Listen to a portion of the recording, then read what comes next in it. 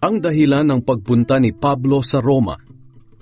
Una sa lahat, nagpapasalamat ako sa Diyos sa pamamagitan ni Hesukristo dahil sa inyong lahat. Dahil balitang-balita ang inyong pananampalataya sa buong mundo. Palagi ko kayong idinadalangin. At alam ito ng Diyos na buong puso kong pinaglilingkuran sa aking pangangaral ng magandang balita tungkol sa kaniyang anak.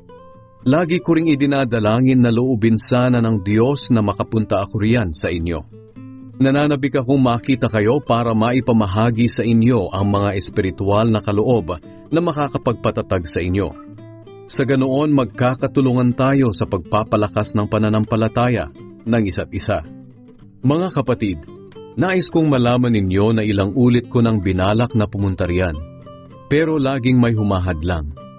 Nais kong pumunta riyan para mayroon din akong maakay sa pananampalataya kay Kristo, tulad ng ginawa ko sa mga hindi Hudyo sa mga napuntahan kong lugar.